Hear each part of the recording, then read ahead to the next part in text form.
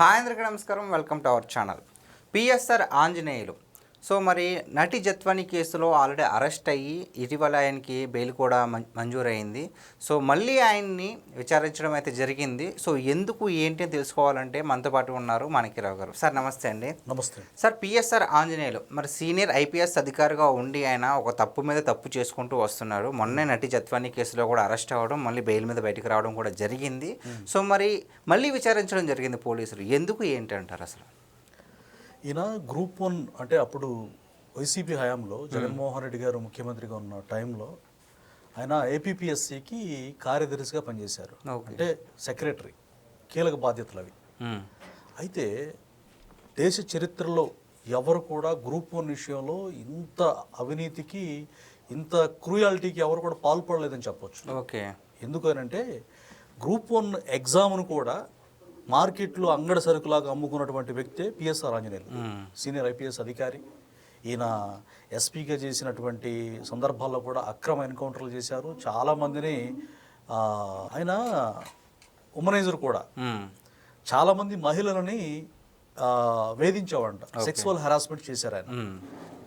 చేయడం మాత్రమే కాదు, ఇష్టారీతిగా అంటే చట్టాన్ని చేతుల్లోకి తీసుకొని శాంతి పరిరక్షణ పేరుతోటి, అంటే శాంతి భద్రతలను నేను కాపాడుతున్నాను నెపంతో పెద్ద పెద్ద వ్యక్తులను సైతం మ్యాన్ హ్యాండిల్ చేయడం, ఎగిరెగిరి తనడం, ఇలా చేసిన వ్యక్తి.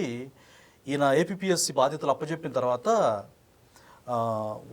జగన్మోహన్ రెడ్డి గారి హయాంలో ఆ పేపర్లని హైకోర్టు ఏం చెప్పిందనంటే మాన్యువల్గా మూల్యాంకనం చేయమని చెప్పారు. అంటే మాన్యువల్గా పేపర్లు దిద్దాలి అని ఆర్డర్ ఇస్తే కోవిడ్ సాకుతోటి, కోవిడ్ని అడ్డం పెట్టుకొని ఈయన ఏం చేశారంటే డిజిటల్ మూల్యాంకనం చేశారు. ఆ డిజిటల్ మూల్యాంకనంలో కూడా తప్పులు తడక చేసి, అంటే తను ఎవరైతే సెలెక్టెడ్ పర్సన్స్, అంటే మనకు అందుతున్న తాజా సమాచారం ఏంటంటే ఆ వ్యక్తులను కొంతమంది ఇదిగో ఈ పోస్ట్ ఇంత అని చెప్పి, అంటే 1 నుంచి 1.5 మ్యాక్సిమం 2 కోట్ల వరకు కూడా చెల్లించారని మనకి ఆరోపణలు ఉన్నాయి. ₹1 1.5 ఒక్కొక్క వ్యక్తికి జాబ్ రావాలంటే, అంటే గ్రూప్ 1 పోస్ట్ అంటే direct DSP, direct MRO, direct deputy collector, ఈ పోస్టులు ఉంటాయి అన్నమాట. కీలకమైన పోస్టులు ఉంటాయి.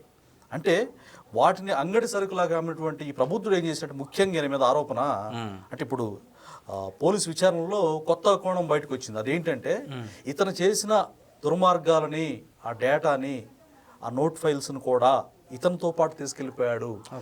హార్డ్ డిస్క్లు కూడా లేపుకెళ్ళిపోయాడంట. అంటే చూడండి, ఒక ప్రభుత్వ అధికారిగా ఉండి, అది అత్యున్నత సర్వీస్ సివిల్స్ రాసి ఐపీఎస్ అయినటువంటి ఈ వ్యక్తి, అంటే జగన్మోహన్ రెడ్డి నాకు ఏదైనా చూసుకుంటాడు, జగన్మోహన్ రెడ్డి నాకు అండగా ఉంటే అవడం చేయలేడు. అంటే ఉమెన్స్ని, మహిళల్ని సెక్సువల్ హెరాస్మెంట్ చేసినా ఏం కాదు దీనికి. లేకపోతే జగన్మోహన్ రెడ్డి గారి కళ్ళల్లో ఆనందం ఉంటే చాలు, నేను ఏం చేసినా చెల్లుద్ది అని ఇష్టారీతిగా ఆ హార్డ్ డిస్క్ను కూడా తీసుకెళ్ళిపోయి ఆధారాలు లేకుండా చెరిపేశారు. మెయిన్ అది. ఓకే.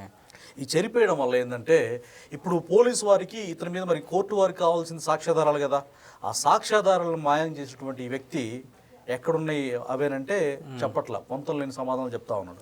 అంటే ఇలాంటి ఎంత క్రిమినల్ బ్రెయిన్, అంటే బేసిక్గా పోలీస్ అధికారులు ఏం చేస్తారు, ఎలాంటి క్రిటికల్ సిచ్యువేషన్ అయినా కానీ వాళ్ళు ఛేదించగలరు.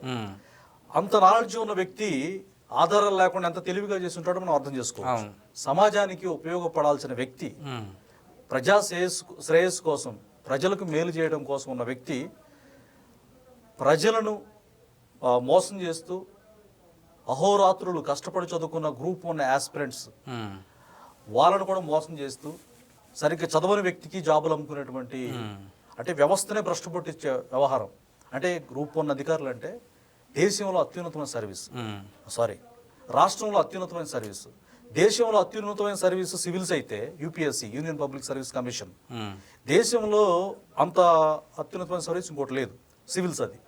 అయితే రాష్ట్రంలో మరి ఇంకో ఉన్నతమైన పోస్ట్ ఏంటంటే గ్రూప్ 1 పోస్ట్.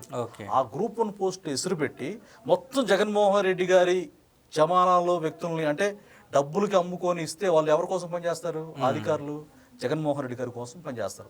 ఈ విషయాన్ని ఛేదించడానికి కూటమి ప్రభుత్వం వచ్చిన తర్వాత కొరడా జులిపిస్తే ఇతను మాయం చేసి అతి తెలివిగా, ఎందుకంటే పోలీస్ అధికారి కనుక ఎన్నో ఎలాంటి ఆపరేషన్ చేసి అతను ఛేదించుంటాడు. ఆ నాలెడ్జిని మనం రీసెంట్గా చూసాం. వైకాపాలో ఈ మద్యం కుంభకోణంలో ఎవరైతే వ్యక్తులు ఉన్నారో ఆ వ్యక్తులకు కూడా మీరు ఇలా తప్పించుకోండి, కోర్టుకి ఇలా రిప్లై ఇవ్వండి, పోలీసులకి ఇలా ఆన్సర్ ఇవ్వండి అని చెప్పి చాలా అంటే చట్టంలో ఉన్నటువంటి లొసుగులను కావచ్చు, అంటే వాళ్ళకి ఎలా రిప్లై ఇవ్వాలో వీళ్ళకి ఒక అవేర్నెస్ కల్పించి హైదరాబాద్లో కూర్చొని ఇతను గైడ్ చేస్తూ ఉన్నాడు, అంటే నేరస్తులకు సహకరిస్తూ ఉన్నాడు. అందుకని అతను ఇమ్మీడియట్గా అది ఐడెంటిఫై చేసింది కూటమి ప్రభుత్వం.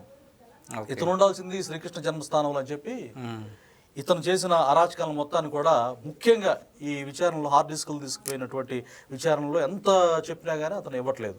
అయితే 1,14,00,000 మధుసూదన్ అనే అతనికి ఎలాంటి ఎంయూ లేకుండా కాంట్రాక్ట్, అంటే పేపర్లు దిద్దే వాళ్ళకి ఖర్చులకి ఇవన్నీ ఒక 10 నుంచి 15 లక్షల వరకు ఖర్చు పెట్టారు. మిగతా వాటికి లెక్క పత్రాలు లేవు. అంటే ఇష్టారీతిగా హాయిలాండ్లో పేపర్లు దిద్దారు. అంటే ఆధారం లేకపోతే నన్ను కోర్టు ఏం చేయలేదు అంటే ప్రజలందరూ తెలుసు. అంటే ఎగ్జాంపుల్ చెప్పాలంటే వివేకానంద రెడ్డి గారిని ఎవరు చంపారో క్లియర్ ప్రజలందరూ తెలుసు. కానీ కోర్టు వారికి కావాల్సింది ఏంటి? ఆధారాలు. ఆ ఆధారాలు సిబిఐ ఇవన్నీ కూడా సేకరించింది. అయినప్పటికీ కూడా గూగుల్ టేక్అవుట్ కూడా ఇదిగో భాస్కర్ రెడ్డితో మాట్లాడారు, అవినాష్ రెడ్డితో మాట్లాడారు, ఇదండి వాస్తవం అని ప్రజలందరూ తెలిసిపోయింది, వెళ్ళనవును. కానీ కోర్టు వారికి కావాల్సింది ఏంటి? ఆధారాలు. ఆ ఆధారాలు లేకుండా మనకు ఆ కేసులో కూడా సాక్షులు 1 by 1 చనిపోయారు, చూసారా? జగన్మోహన్ రెడ్డి, భారత్ రెడ్డి ఇద్దరిని కూడా కారులో తీసుకొచ్చిన ఇద్దరిని కారులో రోడ్డు మార్గంలో వెళ్ళారు. వాళ్ళ మాటలు డిస్కస్ చేసుకున్నాడని చెప్పేసి అతను భూమి మీద లేకుండా పోయాడు. వాళ్ళు మాత్రం బాగుంటారు. ఇట్లా సాక్ష్యాధారాలు లేకుండా డబ్బులు ఉన్నాయని, మ్యాన్ పవర్ ఉందని, ఫ్యాక్షనిజం ఉందని, రౌడీజం ఉందని రాష్ట్రాన్ని సర్వనాశనం చేసే ప్రక్రియకు వైసీపీ శ్రీకారం చుట్టింది. అందులో భాగంగానే రాష్ట్రం మొత్తం కూడా సర్వనాశనం అయిపోయింది.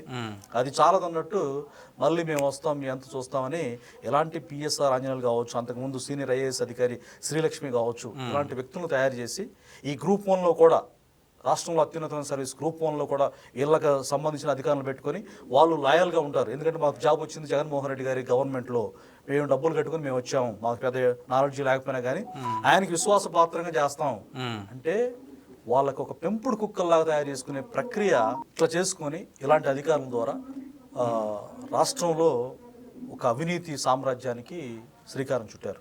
సో ఇలాంటి వ్యక్తులు ముందు రోజుల్లో పనిష్మెంట్ తీవ్రంగా ఉంటే తప్పితే మిగతా వాళ్ళకి భయం ఉండదు.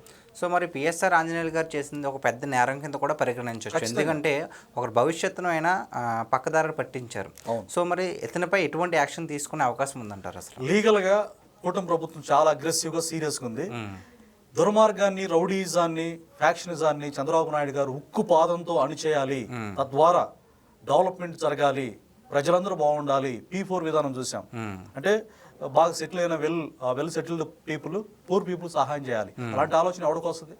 ఈ మొత్తం ప్రకృతి వనరులతో సహా దోచుకున్న జగన్మోహన్ రెడ్డి గారికి నేను మాత్రమే ధనవంతుడిగా ఉండాలి, నేను మాత్రమే ఒక లూసిఫర్లా ఉండాలనేటువంటి ఆలోచన కాకపోతే ఇంకోటి కాదు. లూసిఫర్ మీన్స్ శాటన్ అంటారు. జగన్మోహన్ రెడ్డి గారు బైబిల్ ఫాలో అవుతారు కదా అని చెప్తారు కదా, ఫాలో అవ్వట్లే. ఫాలో అయితే ఇలాంటి దుర్మార్గానికి ఆయన బానిస అవ్వడు. అయితే ఈయన చేసినటువంటి ప్లాన్స్ ఏంటంటే బెడిసి కొట్టింది.